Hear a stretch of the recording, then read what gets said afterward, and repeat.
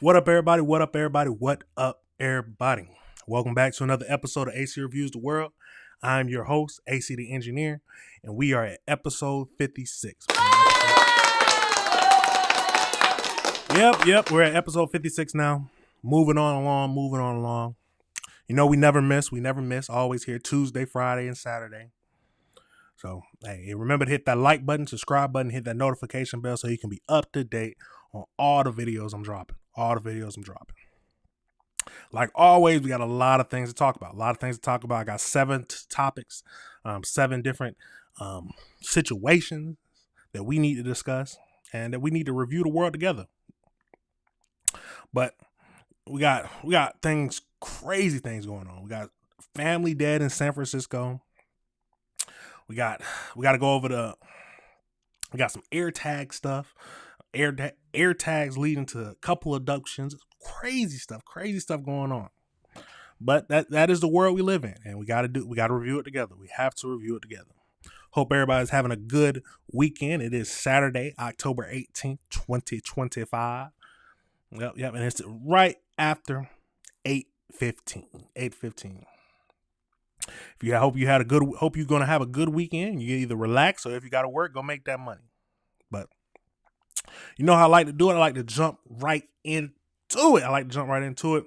The first thing we're gonna go over today is we got a family dead in San Francisco. Family dead in San Francisco. So we got 2 videos to look at with that. So without further ado, let's jump right into it and see what we can learn from it. Let's get into it. Investigators spent much of Wednesday night inside of this home, and during that time, the only light that we could see on was the light coming from that room above the garage. The coroner's truck was surrounded by white sheets as officials worked late into the night to take away bodies of the 4 deceased people found inside this San Francisco home Wednesday afternoon. Shortly after officers confirmed the gruesome discovery, there were tears from those who showed up to the scene. Officers say 2 of the 4 people found dead are kids. Neighbors we spoke with, heartbroken. I was just coming back from school and I heard this from my mom, and I just, my heart dropped. I don't have the words right now. We're all in a bit of shock. We are in shock. It's a tragedy, and we're thinking about the family. We are processing the information right now. Belinda Hennard and her family live next door to this home where the bodies were found, not too far from City College of San Francisco. She says she didn't notice anything out of the ordinary in recent days. Officers finding the bodies after responding to a call for a welfare check. Our bedroom is on their side, and we have 2 dogs. So if there was no noise, there was nothing. And I think it's the most disturbing part is that we didn't hear anything. I can understand that. That is crazy. You won't notice anything. Nothing at all. And the whole family is dead. Absolutely crazy. Let's keep going. Nothing. We knew it was a family of 4 with 2 girls. The older probably was around 12, 13 years old, and a dog. And it was a very normal family. With normal family routine. Police are still not saying what happened, but do confirm that crimes were committed inside this home. They also say there is no threat to the community. Investigators were asked if an attacker or assailant could have been one of the 4 found dead in the home. That is a possibility. We're not confirming any of that at this time, but that is a possibility of this incident. The names of the victims here have yet to be released, but you can see this is still an active crime scene. In San Francisco, J.R. Stone, ABC 7 News. Let's go over to this next video where we can get some more details about what this is. New details tonight on the 4 people found dead this week inside a San Francisco home. That tops KRON 4 News at 9, streaming on KRON 4 Plus. I'm Dan Thorne. Investigators have confirmed they were a family, 2 parents and their 2 daughters. KRON 4's Sarah Stinson spoke with a person close to that family and reports from a growing memorial outside the home. I spoke with a person who knew the mother, Paula, and her family for more than a decade. This person wishes to remain anonymous at this time, but says the circumstances surrounding the family's death is a gut punch to learn about. He describes Paula as a great person and mother to their 2 beautiful daughters. Flowers line the entrance of a San Francisco home where a family of 4 was found dead Wednesday, their death rocking the community. It's shocking, it's unbelievable, and very tragic. The medical examiner's office confirming their identities. The father, 57-year-old Thomas Ogletree, the mother, 53-year-old Paula Troon, and their 2 daughters, 12-year-old Alexandra and 9-year-old Mackenzie. The San Francisco Unified School District confirming Mackenzie went to Sunset Elementary and Alexandra went to A.P. Giannini Middle School. In a statement, district officials say, quote, schools are providing additional wellness supports and resources for students, families, and staff to process their emotions. Our entire SFUSD community is grieving this terrible and heartbreaking loss. A fellow parent stopped by the family's home Friday afternoon to drop off stuffed animals. They're very nice, they're very sweet. We met the girls and it's just very sad. Police found the bodies Wednesday after responding to a 911 call for a welfare check at the home at the corner of Monterey Boulevard and Cologne Avenue. The father's brother tells KRON 4, quote, my brother and his 2 precious daughters were victims of a horrific crime. Our family is shocked and devastated, as you can imagine. He made no mention of the mother, Paula. A person who closely knows her and their financial situation says the family owned several businesses in the Bay Area, including a luxury auto repair shop in West Oakland called Zentrum. This person describes it as a successful business with longtime employees and says she was so proud of a newer venture, a string of Vietnamese coffee shops called Orbit Coffee Company, which now says temporarily closed. According to this person, she once owned 2 corner stores in San Francisco, including Star Spirits near the family's home. It's now locked up and vacant. The person says in recent years the family started to experience financial hardships. Public records show the family took out a $2.2 million loan against the house in 2022 and then went into foreclosure last year. The person close to the family says this has been such a shock as the family appeared to be happy and normal. We've seen family and friends continue to stop by the home to contribute to the growing memorial. We're still waiting to learn more details about the police investigation. I'm Sarah Stinson reporting in San Francisco, KRON 4 News. Absolutely crazy. Let's get over into this article that I just found that can hopefully shed some more light on the situation. So on Monday, October 6, 2025, the brother Robert Ogletree spoke with the wife Paula at the door of the Westwood Highlands, saying that Thomas Ogletree went golfing, losing his phone. On Wednesday, October 8th, 2025, at approximately 1:23 to 1:30 p.m., Ogletree performed a welfare check. Ogletree performed a welfare check at 900 block of the Monterey Boulevard after not hearing from the family for a week. There wasn't a response upon calling on the family, so Ogletree shattered the glass panel on the door to discover their corpse. San Francisco police and firefighters were notified. The bodies identified as the family, so 57-year-old Thomas, 53-year-old Paula, and the 2 daughters. You have 12-year-old Alexandria and 9-year-old Mackenzie. So they were an older family. Neighbors noticed that the family's trash cans had been brought outside Sundays, but haven't been brought back to indoors Monday. The deaths are currently being investigated as a murder-suicide, suspicious with criminal intent. This incident was isolated with no threat to the public.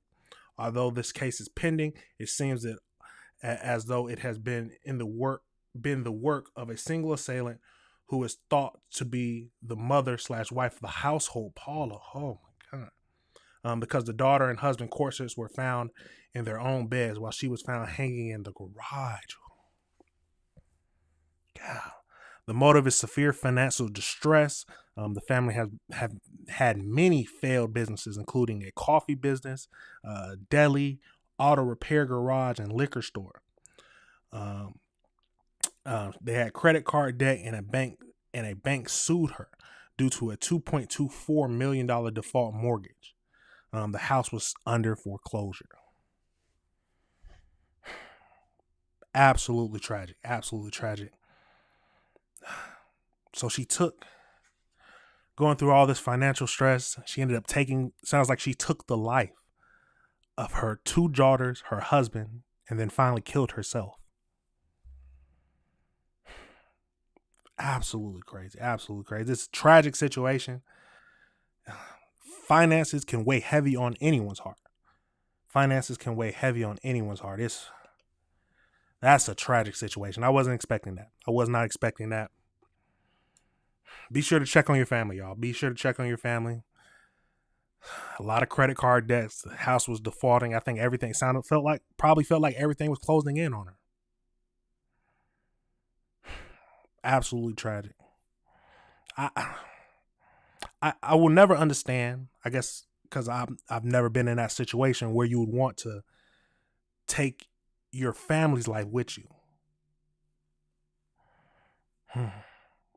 Absolutely crazy, y'all. Let's pray for the family. Pray for the family members of the family who lost their lives. They're going through something that many people understand. Financial distress.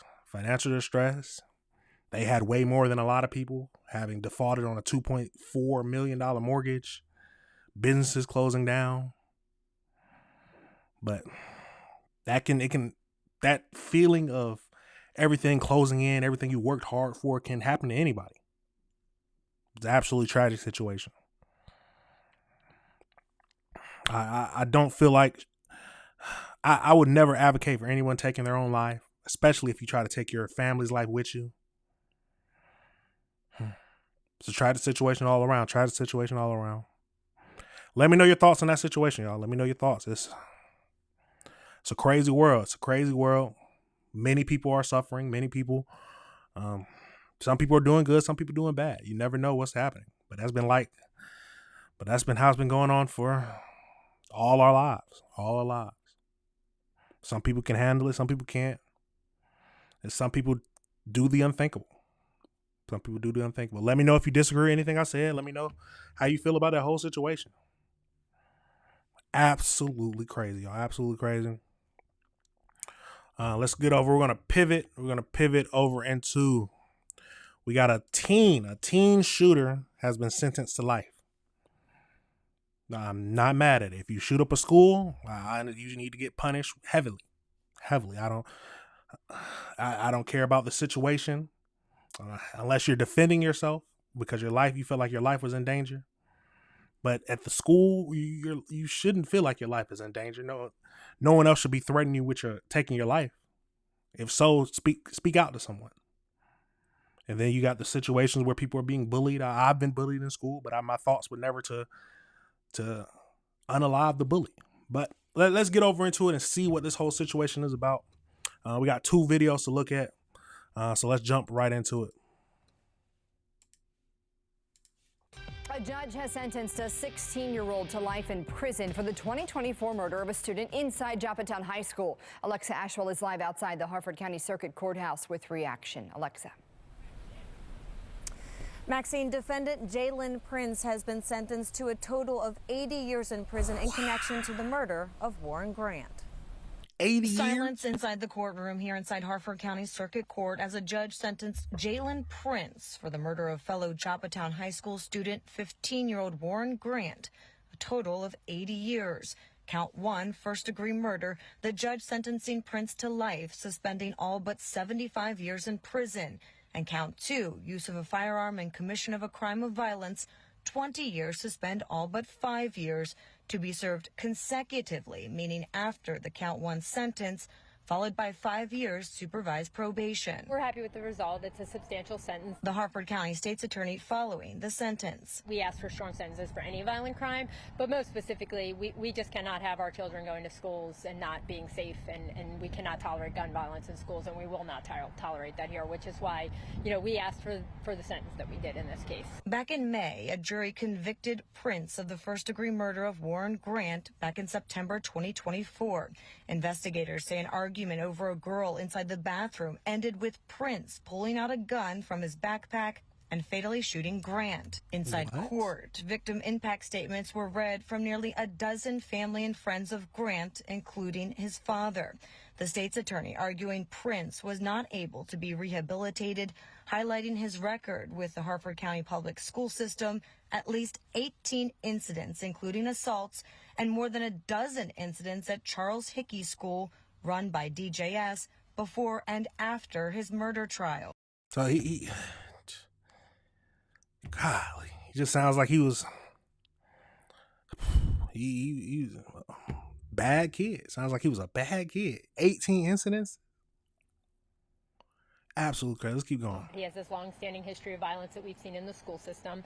And then when we got the records and saw that he is still continuing this pattern of violence all the way up to the trial, after the trial, just that it wasn't stopping. And we heard in there that the defense mentioned all these programs that he's done, but it doesn't seem that those programs have helped because he's still engaging in violent conduct. The defense also reading statements from character witnesses, including Prince's former coaches and mother. His attorney maintaining he didn't intend to kill Grant and the gun went off. And he's since earned his GED and completed numerous programs. Prince also addressing the court, expressing his condolences to anyone affected. The judge calling Prince a significant risk to public safety, sentencing him to a total of 80 years. The state's attorney highlighting because Prince is a juvenile, he's not eligible for life without parole and will likely serve at least 40 years. And in court, Prince's attorney advising him he has 30 days to file an appeal, which she has done or will do on his behalf. Reporting live in Harford County, Alexa Ashwell, Fox 45 News. Hi, I'm Maxine Stryker. Absolutely crazy. Absolutely crazy. Let's get over into this next video. But sentenced to 80 years? God, but they say he'll most likely spend 40 because they can't give him life without parole. So let's get over into this next video. See what else we can learn. Hello and thank you for joining us. I'm Kai Jackson. Tonight we're learning former Joppatown High School student Jalen Prince received an 80-year prison sentence after he was convicted of killing fellow student Warren Grant inside the school's bathroom in September of 2024. During the trial in May, Prince admitted to shooting Grant using a gun from his backpack while the two boys argued over a girl. Well, today in court, nearly a... Come on, kids. Come on now. Fighting over girls? Fighting over girls? Is a girl worth throwing your life away for like that? Let's keep going. Let's keep going. A dozen of Grant's family members gave victim impact statements. And Harford County State's Attorney Allison Healy says she believes justice was served. Prince's attorneys say they plan on appealing the sentence. This case has prompted debate about the Child Interrogation Act. The Harford County Sheriff's Office says it prevented them from questioning Prince after the shooting. Some lawmakers are now pushing for the General Assembly to revisit this law during the next session in Annapolis.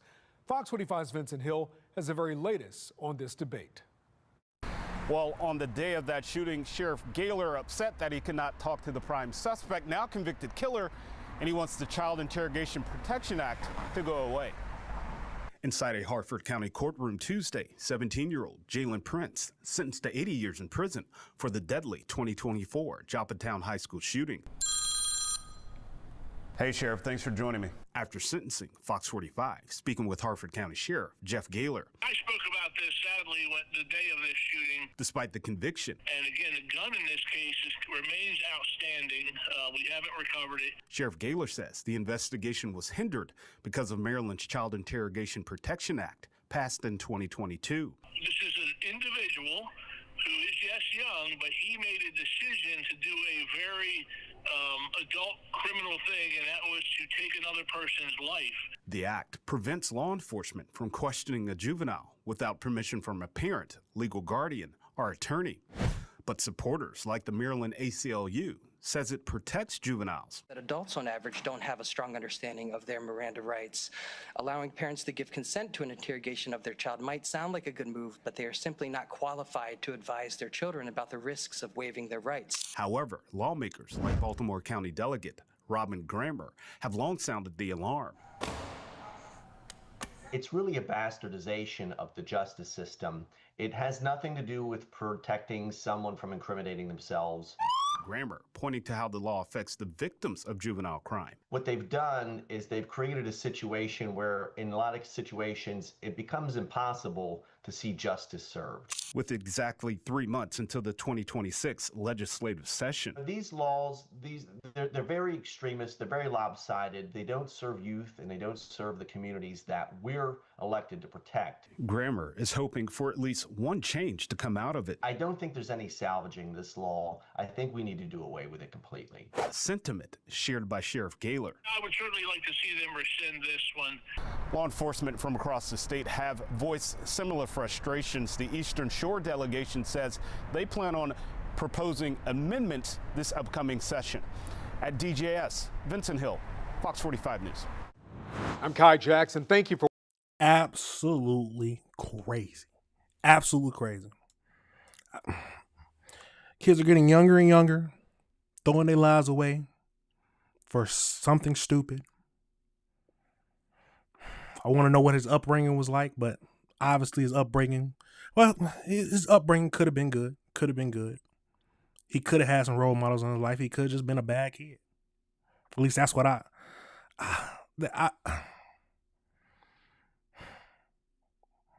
because I've heard stories of kids being raised in good households, but they still turn out bad.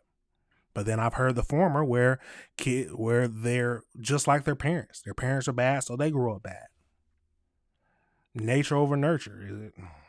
It's a crazy world, y'all. It's a crazy world. Absolutely wild. Let me know your thoughts. Let me know if you disagree on it with anything I said. But so that was a teen boy, but we got to go over. We got some teen girls, two 13-year-old girls stealing cars and guns. Yes, I said it. 2 13-year-old girls that are stealing cars and guns. We got 2 videos to look at, but let's get into it. See what all this is about. This is kids in general getting younger and younger. Not just the boys, girls as well. Let's get into it and see what he's talking about. But these are what the 2 girls look like. Breaking news at 5. 2 13-year-old girls arrested in Cape Coral for breaking into cars, stealing guns out of them, and even stealing one car.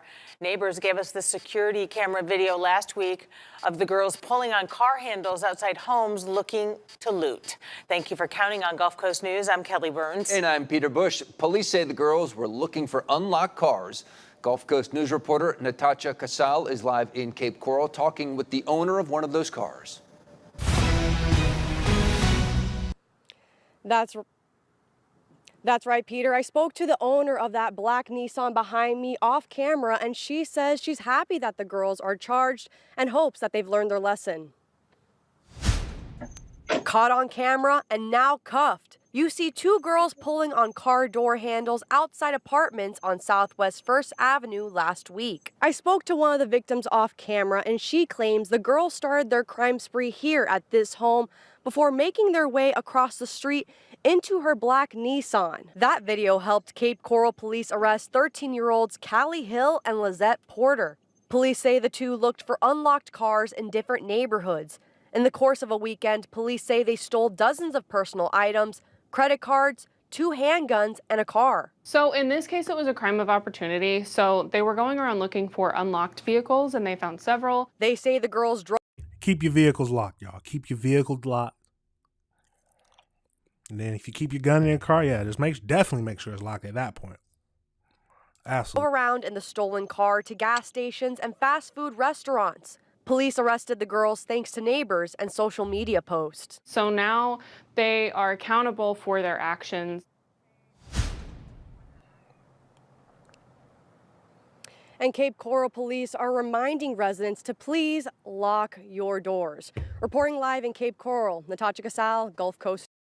Question, are they truly accountable for their actions? Are they truly accountable for their actions? Do they truly care? Or do you think they're going to go back and do it again? Absolute crazy. Let's get over into this next video. Say 2 teenagers went on a crime spree, and surveillance video led them to the suspects. I'm Cape Coral community correspondent Bella Line, and 2 teenage girls are charged with breaking into cars and even stealing 2 guns. I spoke with one victim who says he's shocked to find out who's accused of these crimes.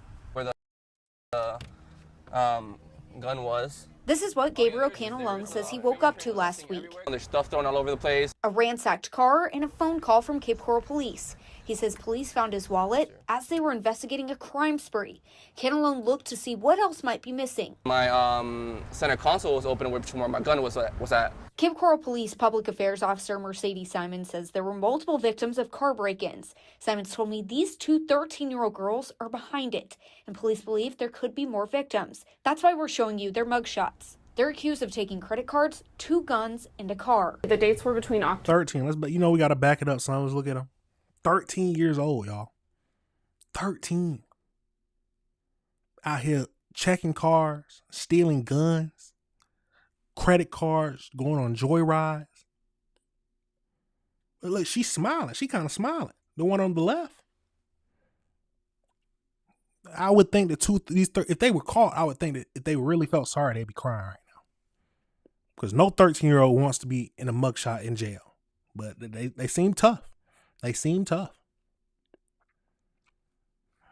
Absolutely crazy. Let's keep going. Mugshots. They're accused of taking credit cards, 2 guns, and a car. The dates were between October 10th and October 12th. So if you had something going on between these dates, make sure that you look at your security footage call. Even if nothing was taken, you're still a victim of a crime. Simon says surveillance video caught them on camera. From that car, they went joyriding through several gas stations and McDonald's. She says this is a good reminder to lock your doors. We see this all the time. Remember to lock your car, take your keys out of your car, take your guns out of your car. Canalone says he has a message for the girls. Take this and learn from it. Imagine if it was you. Imagine if it was you or your things or your car. Reporting in Cape Coral, Bella Line, Fox 4. Hey. Throw the book at them. That's what I gotta say. Throw the book at them, so they truly understand the crimes that they've committed. Let them understand. They need to feel it. They need to feel what they just did. But they are juveniles. They didn't commit anything to where they could be tried as an adult. So they're not gonna get anything crazy. They're getting younger and younger every day, y'all. They don't care. And then they said they was talking about, they found it based on social media. So they was obviously posting it. The kids that nowadays love to post stuff on social media if they crimes or anything. It's a tragic situation. But it's a tragic situation that 13-year-old girls would be doing this. But hey, throw the book at them. Let them experience where these crimes will lead them over into the future. Because they don't look sorry to me. They don't. They look like they'll do it again. They're going to do it again and do it better. Absolutely crazy, y'all. Absolutely crazy. Let me know your thoughts. Let me know if you disagree with anything I said. Absolutely crazy. But let's pivot over. Speaking of cars, we got an AirTag was used to abduct a couple. Absolutely crazy. I wonder if, because with the newer generation of iPhones, they'll tell you if an AirTag is following along with you. I wonder. Absolutely crazy. Let's get over into this. We got 2 videos to look at, and let's see what we can find out.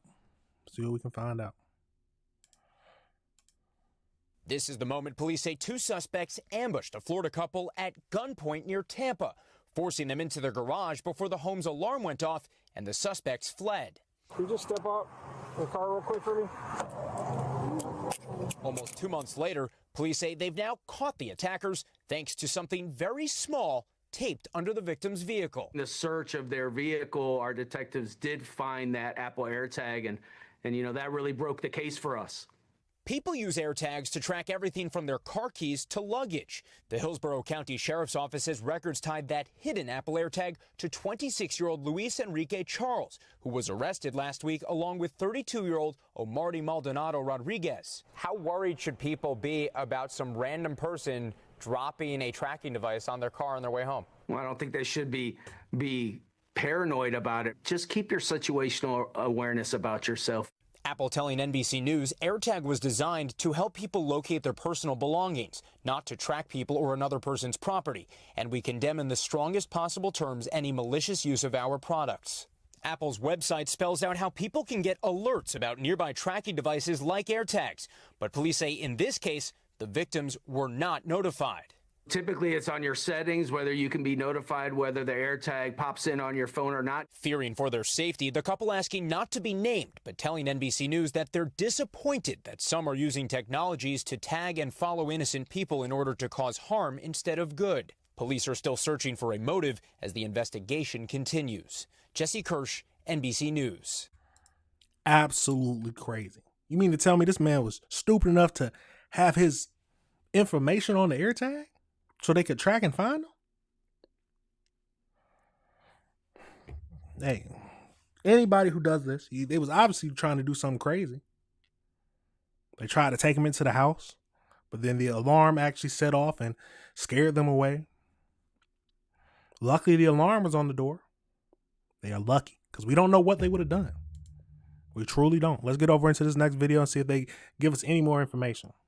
A scary story out of Florida. Police arresting 2 suspects accused of using an Apple AirTag to abduct a couple outside of their own house. What's your first name? Your last name's Charles, right? Yeah. Lewis? Yeah. Your first name? All right. Can you just step up? They knew exactly who they was looking for.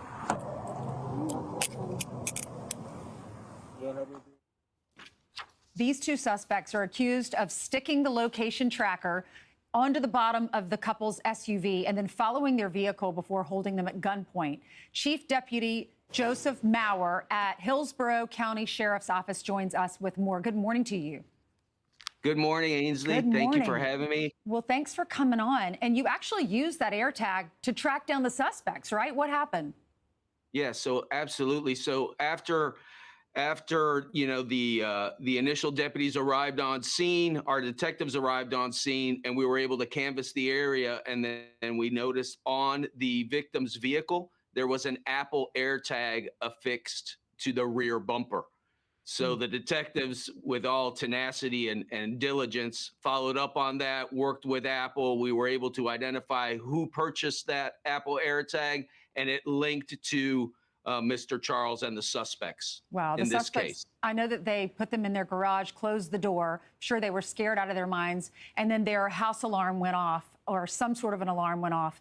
And then they ran away. So thank goodness the couple is okay. But, you know, when it comes to these AirTags, it's estimated 3.4 million people ages 16 and above who reported being stalked or tracked in 2019. 80% indicated technology tracking was involved. And I know these AirTags, there's been a rise in 40% in buying these types of electronic tracking, at least from 2016 to 2019. So it's probably even higher than that now. What do we do if someone does this to us? How do we handle that situation? Well, that's a great question, Ainsley. You know, if there is an Apple AirTag notification that you find suspicious on your phone, you're unaware of an Apple AirTag, it's just what I told our community here. If that happens to you, notify law enforcement. We'll send a deputy there and we will track that down. Anything that is suspicious when it comes to technology or even your situational awareness about you, call us. That's what we're there for, and we can track that down and stop a violent crime. You know, our community was attacked that night. Violent crime is our #1 priority. That's Sheriff Cronister's #1 priority. And they're using technology, sophisticated criminals to do that. What, Chief, does if an AirTag is close to me and someone puts one in my pocketbook or someone watching, does it pop up on our phone? Does it say you're being tracked? Well, you'll get an Apple AirTag notification on your phone, and you'll know, well, this is kind of odd. I don't have an Apple AirTag. that should be alarming to you, so much so that you should contact law enforcement, because Yeah, there exactly. can be nefarious activity as indicated to happen in our community right here. Yeah, why was this couple targeted? Well, we suspect they are business owners. So they own a restaurant. They typically handle a lot of cash. And, they can't go to the bank when the restaurant closes. So sometimes they have to take cash to their home.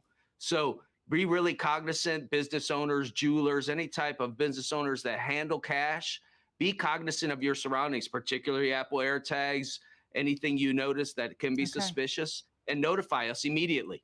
Chief, thank you so much. Thanks for what you do. I'm Steve Ducey. I'm Brian Kilmeade. And I mean, 100% correct. 100% correct. Everybody gotta, end of the day, you gotta be careful of your surroundings. Keep your head on a swivel. It makes sense that they were targeted. Yeah, people, they look into what you was doing. They was like, oh, they restaurant owners? They handle a lot of cash? Yeah, we can rob them. We just gotta place an AirTag on their bumper. I wonder if were they sure that they wouldn't get the notification? Absolutely crazy. Absolutely crazy. Be careful, y'all. Make sure you turn on that setting on your phone so that you can be alerted that an Apple AirTag is following you. But just because an Apple AirTag, it don't mean they can't use any other GPS, but Apple AirTags are one of the most sleek. They're like coin size. I have a few of them myself. Be careful, y'all. Be careful out there, because people will plot on you. They think you're doing good. They're going to plot on you to try to take it from you. Protect yourself. Keep your head on a swivel. You got to be prepared. We got to be prepared. Absolutely crazy, y'all. Absolutely crazy. Let me know your thoughts on that situation. Let me know if you disagree with anything I said. Absolutely wild. We got to pivot over we got to get over to a little tragic situation. We got parents have been charged in the death of a missing 6-month-old baby. I don't know if y'all probably been seeing this stuff about the missing 6-month-old baby. But let's get into it and let's see what we can find out from this. We got a few videos to look at. We're going to start with just at the beginning when the child was missing over to the body being found and the parents being charged. Let's get into it. I'm Joy Lim-Nakrin, and we begin tonight with breaking news. Police in Clayton County need your help finding the 6-month-old who went missing from a home in Riverdale. Atlanta News First reporter Bridget Spencer joining us live from where that baby was last seen. Bridget? Well, at this point, it is a very urgent search for this child. That 6-month-old was last seen at this apartment complex in Riverdale around 8:30 this morning. Now, take a look at your screen. This is Nakai Pratt. Police say he was taken by unknown suspects, and they aren't sure which direction they went with that child. And at this point, there are no leads and no description of a car that they drove off in. Now, the child is a little boy. He's 6 months old. As we mentioned, he's 2 feet. He weighs about 11 pounds. He has black hair and brown eyes. Again, back here live, this is the apartment complex he was last seen at early this morning. And this is just across the way from Harper Elementary School, just to give you some context here in Riverdale. Of course, if you have any information, you are urged to contact the Clayton County Police Department. Again, this is a very urgent search, and we're actually told by police just moments ago that they plan on issuing an Amber Alert if they don't find that child soon. We're live in Riverdale. Bridget Spencer, Atlanta News First. Absolutely crazy. Let's get over into this next video. News here tonight at 11, the tragic end to the search for a missing baby. I'm Blair Miller. And I'm Tracy Hutchins. It's the news no one wanted to hear. Investigators in Clayton County have found the body of a 6-month-old little boy. No one had seen Nakai Pratt since Sunday. That's when he was first reported missing by his father. Atlanta News First anchor Joe Gorcho is live in Riverdale. And Joe, this child's father's already been named a suspect in this case. Yeah, he got to. And Blair and Tracy, it remains to be seen whether or not he will face charges now in connection to the death of baby Nakai Pratt. And right now, this community here feels absolutely shattered after what. First of all, I'm not going to stop it too much, but you got to be one sick SOB to kill your own child. Oh, your own baby? Let's keep going. Clayton County investigators searched this wooded area that you see behind me here for hours this evening, followed by the arrival of the medical examiner, now knowing that Nakai Pratt is dead. A partition blocks the view after Clayton County police find the remains of Nakai Pratt Tuesday night in the same neighborhood where he was reported missing 2 days earlier. This is a nightmare.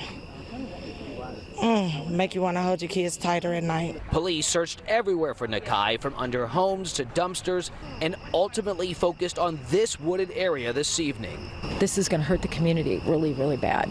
Investigators share that Nakai's father, Antonio Pierce, said he was robbed at gunpoint and drug dealers kidnapped his baby. What happened? Because at this point, it's more or less what happened.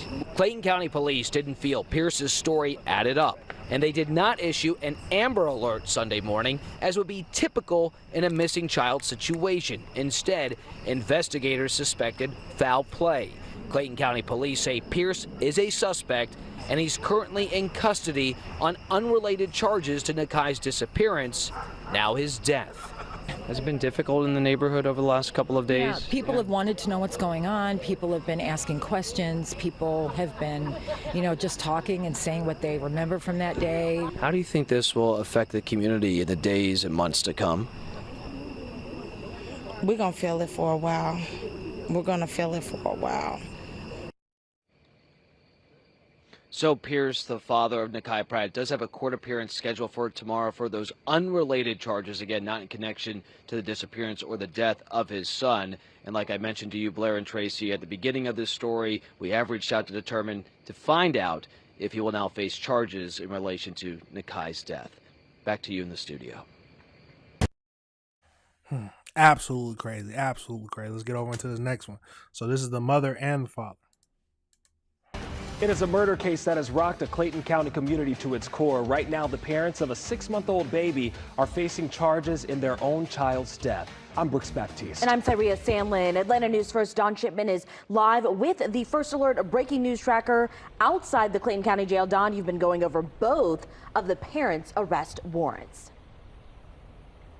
A long list of charges for both of them facing charges, both of them right now inside the Clayton County Jail. Let's start with the father right here, and this is what we learned by reading through that arrest warrant, and this is what we've learned. So he's charged with murder. Clayton County police allege that Antonio Pierce killed his 6-month-old son, Nakai Pratt, and tried to cover up the brutal crime by saying that he was robbed and the baby was kidnapped.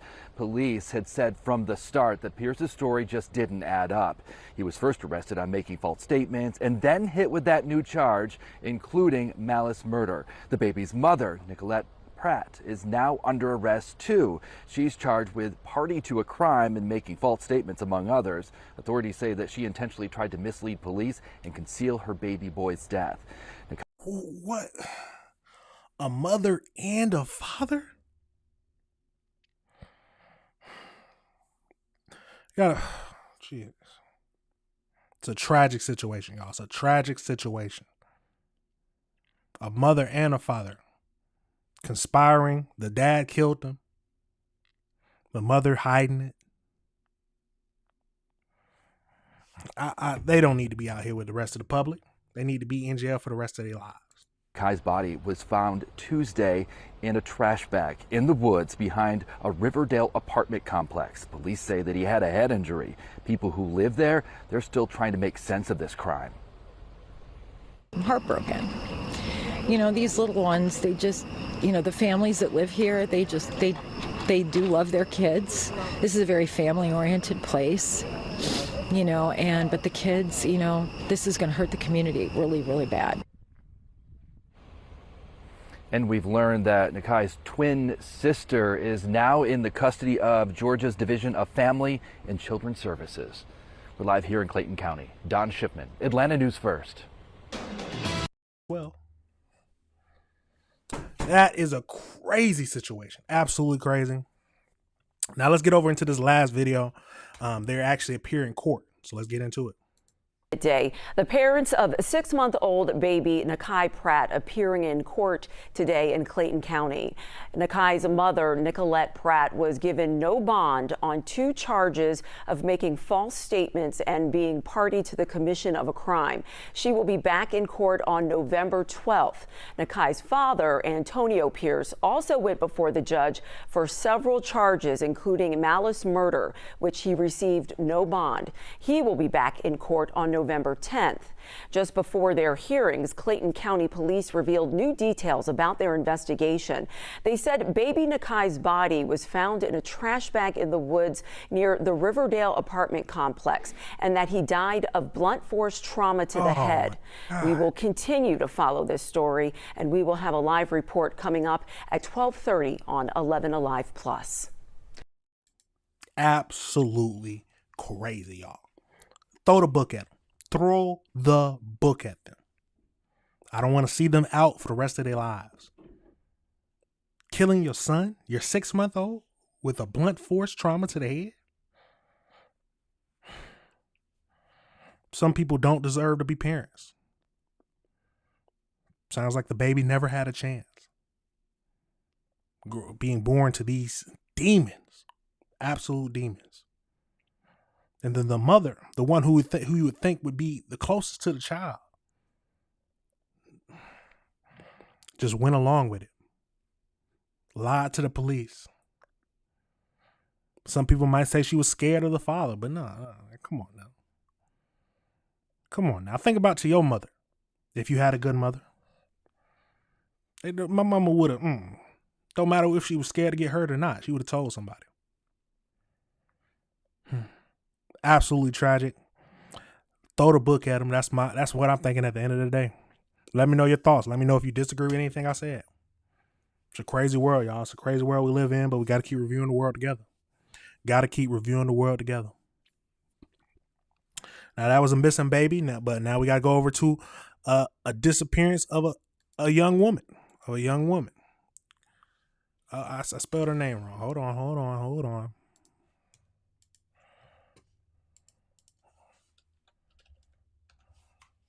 There it is.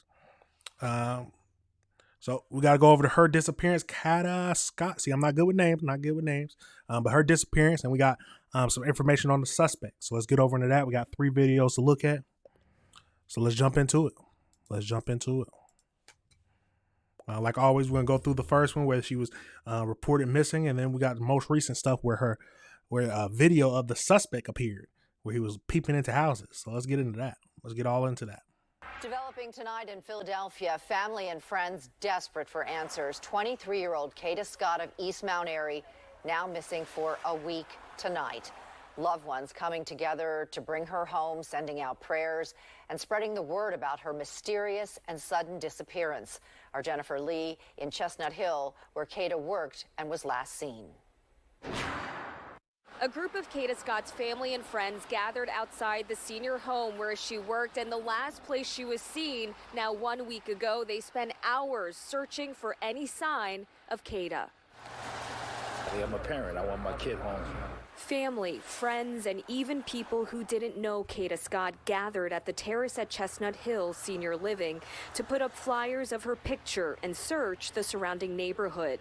Saturday marking a full week since her disappearance. Each day we get more and more desperate. We're trying to track down Kada. Kada was last seen at the senior living facility during the evening of October 4th, where she reported for work. Police say her car was left in the parking lot, but there's no trace of her keys and cell phone or any activity on her social media. This whole situation has been devastating for our family. We were all shocked to find out that she, has disappeared or pretty much vanished in the thin air. On Friday, Philly police say evidence brought them to Aubrey Arboretum, where hundreds of recruits thoroughly searched the grounds, but they say nothing notable was found. Police aren't sure if foul play is involved, but say it doesn't seem like Kada went missing on her own. We don't know exactly what they're doing in terms of leads and information that's been found out, phone records, anything. We're not really privy to that information, so we don't know what's going on. All we know is that we have to do our part. The 23-year-old is described as What do they mean they're not privy to that information? If my daughter went missing, I should be privy to all the information. But let's keep going. Let's keep going. And ambitious. Her family says she was involved in modeling, beauty pageants, and started a beauty facial spa. Kada wanted to be a star. Her whole life has been nothing but wanting to be successful, wanting to be an entrepreneur.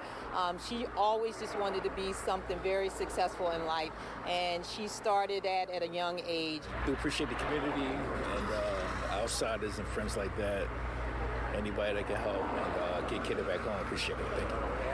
You heard the family's plea. If you have any information about where Kada might be, you can call police at 215-686-TIPS. They're also taking donations for a reward fund on GoFundMe. We'll have a link to that on fox29.com. In Chestnut Hill, Jennifer Lee, Fox 29. Absolutely crazy. Let's get over into the more details about it. Fox 29 News has learned that 21-year-old Keon King has an active protection from abuse order against him recently from a third young female in effect until 2027. That's in addition to the multiple kidnapping and related charges he's being held on $2.5 million bail on now in the disappearance of Kada Scott and the prior kidnapping case from earlier this year that was dismissed initially by the Philadelphia District Attorney's Office. It was refiled this week after King's arrest in the Kada Scott case. Karen, call the cops. Philadelphia police sources tell me this video, posted on social media and shared widely following King's arrest this week, is part of the evidence in the first kidnapping case, dismissed by the DA's office, showing him walk up to the victim's window. Keon out here. Law enforcement sources tell me King was also a suspect in a prior rape case involving yet another woman, adding more to their belief that King has a pattern. Why is he out? Why was he out in the first place? Ah, man, gee, let's keep going. Of very bad behavior with women. Sources tell me investigators found Kada's glasses, her iPad case, and her cell phone case, along with her bank card, in the search of this no longer used Philadelphia public school building yesterday. That's 2.5 miles, mostly down Stanton Avenue, from where she worked and was last seen. While King hasn't been as cooperative as detectives would like, sources tell me the young man that she was on a date with the night she was last seen did cooperate. She went on a date here to Topgolf Saturday night, arriving home at 9:45 p.m., just 5 minutes before her mother saw her leave for work. That young man told police how easily approachable Kada is, based on how he met her by just rolling down his car window and was able to easily strike up a conversation with her. This is day 12 of Kada not being with us. And as you know, each day the desperation grows. Kada's father on Good Day Philadelphia for the second straight morning, hoping to keep the public on alert for her, brought his two brothers with him, hoping to reach the person who may know King and may know what happened after police say she got into King's car. There's one person out there that is a good friend of his that, you know, has a heart. And you know, understands the severity of this and speaks up. Dad Kevin Scott wearing his daughter's name on his hooded sweatshirt over his heart, hoping someone watching with a good heart will hear him. Let my daughter go. Bring my daughter back home. She has loved ones, family, friends that all care about her. She has a bright head on the shoulders, a great future. You know, people make mistakes. If she's alive and breathing, you know, just get her back home, you know? We want her home. At the Criminal Justice Center, Steve Keeley, Fox 29 News. I hate to say this. I hate to say this. But if he isn't cooperating right now, sounds like he's confident they won't find her.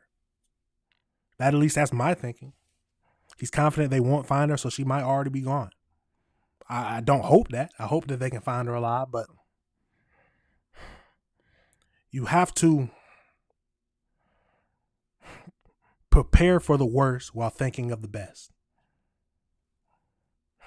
Absolutely tragic. But let's get more over into that chilling video of where this most recent video that came out of him looking into one of the victims that he had home.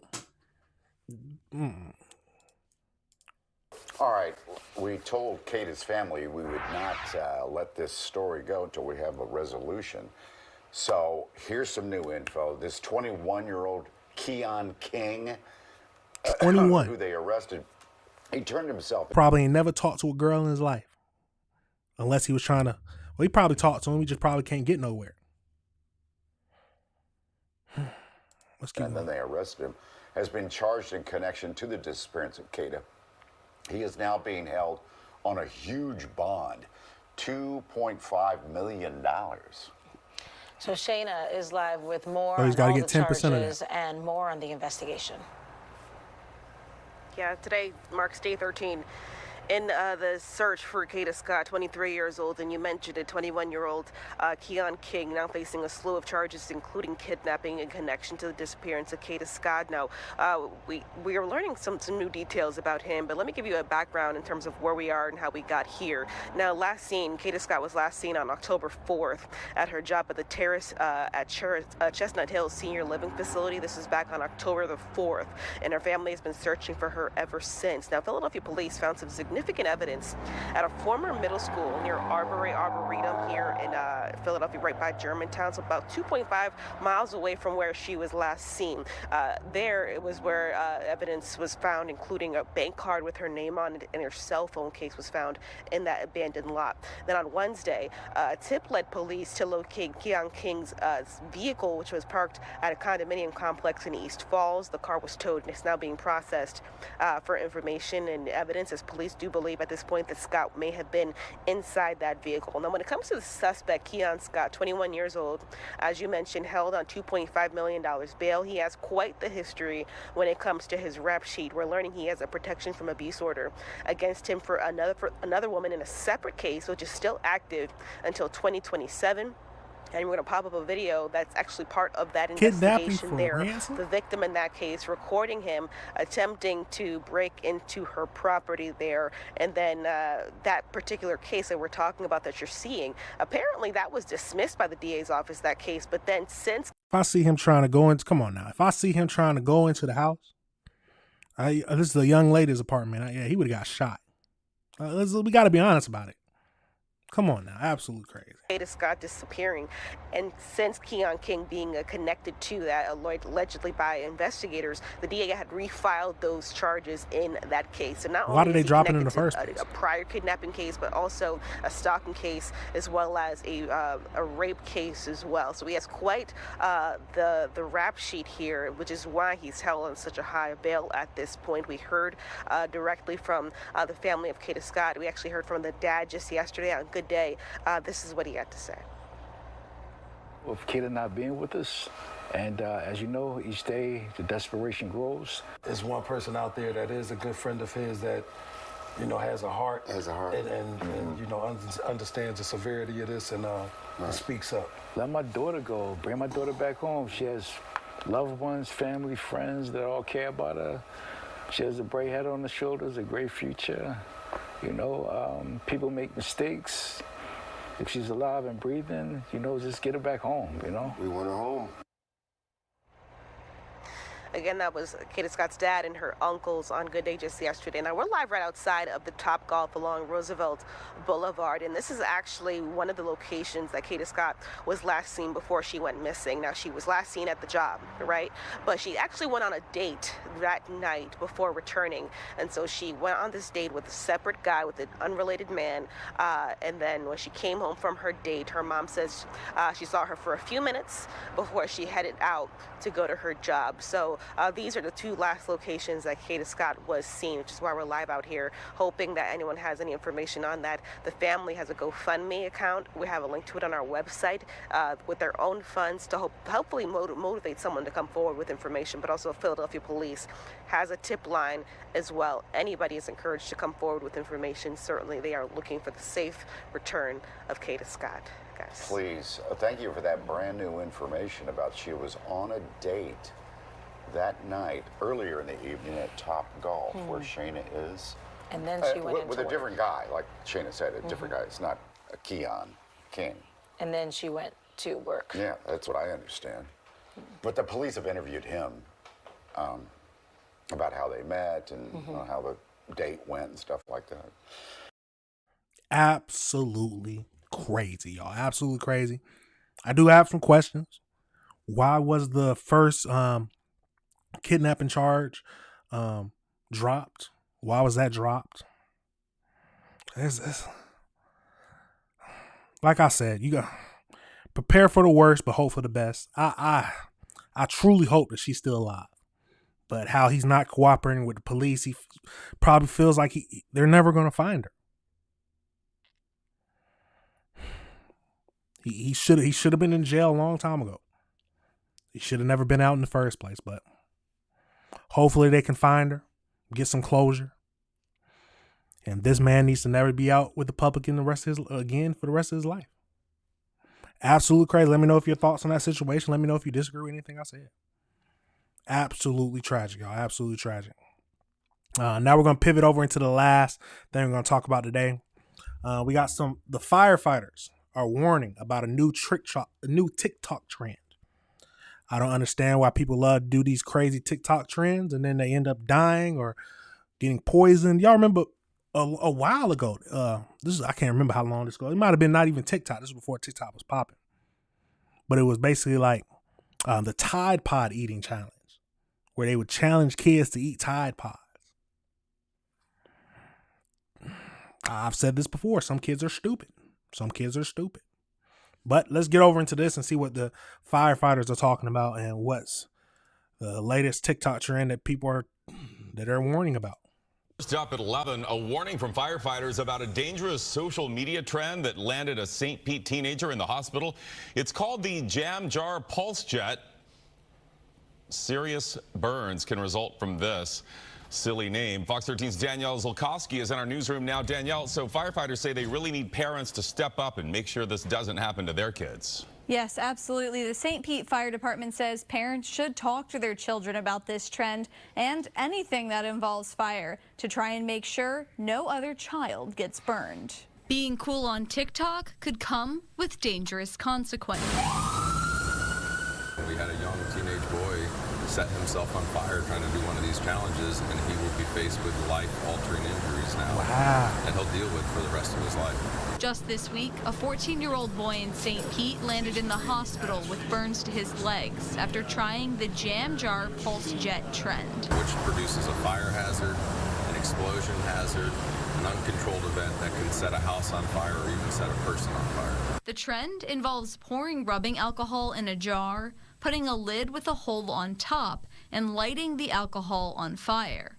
The problem? The jars can explode, throwing fiery rubbing alcohol on anyone standing nearby. That can cause significant harm, permanent damage, or vision. Kids are stupid. Some kids are stupid. We got to be honest about it.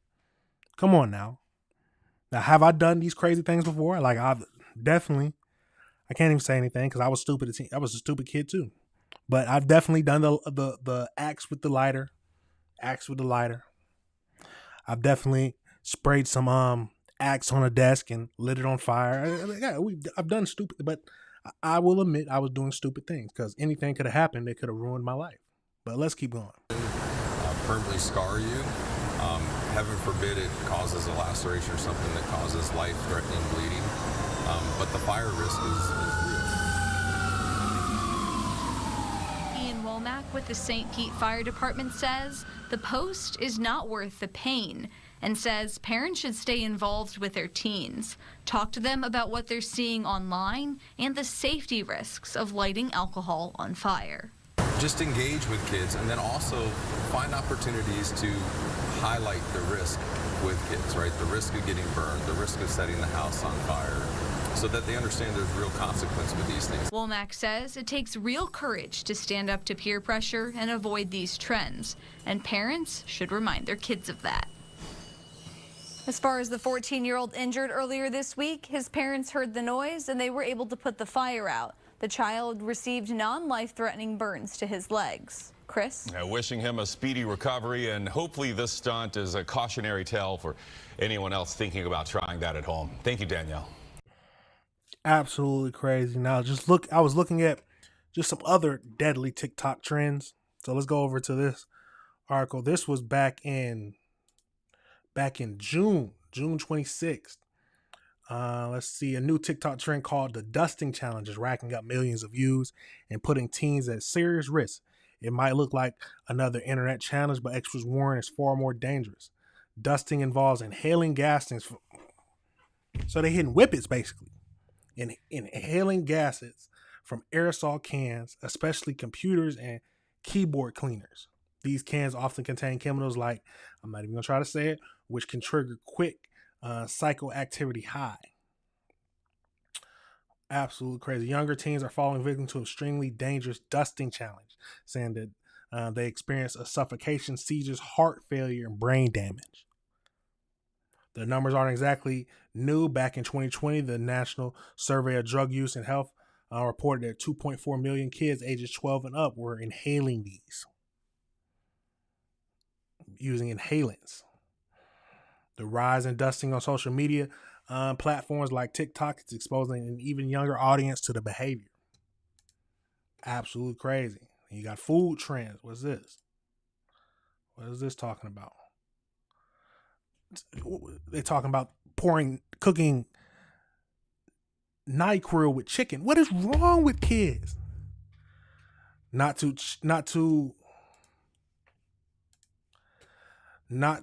channel my elderly millennials, but it seems like it was just yesterday when Twitter birds chirped into our lives and Facebook.